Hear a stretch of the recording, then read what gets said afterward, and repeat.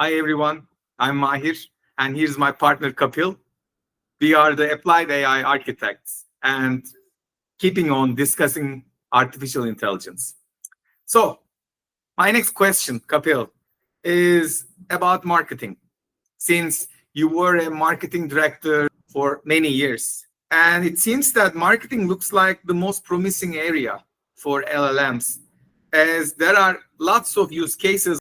How do you feel about using LLMs, especially for market research? Very timely question, Maher.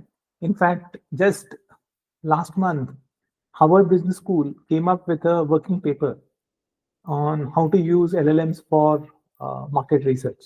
Market research is an enormous resource sink. So product managers, brand managers, they spend enormous time and energy trying to understand customer preferences. What features customer wants, what will be their reaction to different pricing. I mean, all the four Yeah. P's of marketing.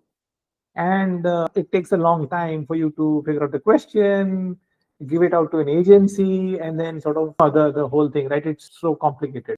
But this Howard paper shows that product managers, brand managers can actually use LLMs and gain insights in a much faster fashion. So one, you can use LLMs to simulate insights for a general audience. So use just a standard audience, standard LLM like ChatGPT or Claude or Gemini, and ask it questions, and it can give you baseline customer preferences and willingness to pay for product attributes without doing very complicated surveys. See, these models have been trained on enormous amount of data of different kind of users, so they understand their training data incorporates customer insights.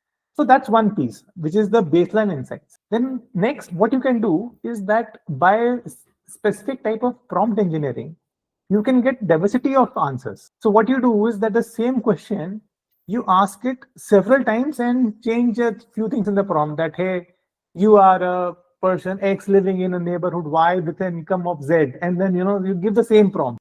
So you can generate significant amount of responses just by changing your queries, your prompts a little bit. And then the LLM will keep on throwing you different kinds of insights.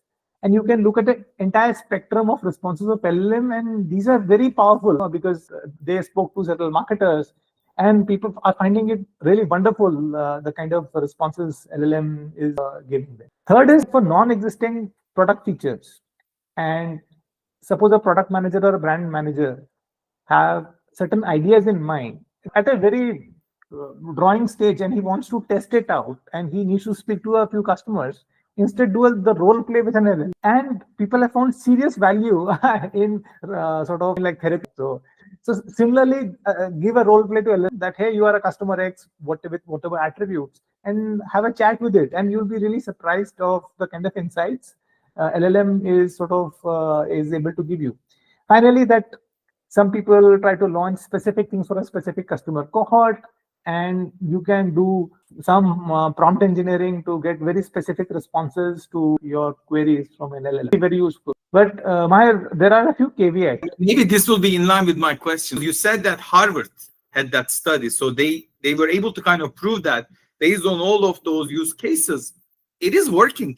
It is giving results like a standard human. So what are the risks then? Because why not to use it now if it's working? Yeah, so one of the reasons is that that this might not work for all companies in a raw fashion, because LLMs might not have the context for your specific company, so that the answers it is giving might be slightly deviant from what a real survey would throw up. But that's a risk in real survey also, by the way, right? If you get the wrong customers, etc. But there is a way to sort of control it, and I'll sort of come to that.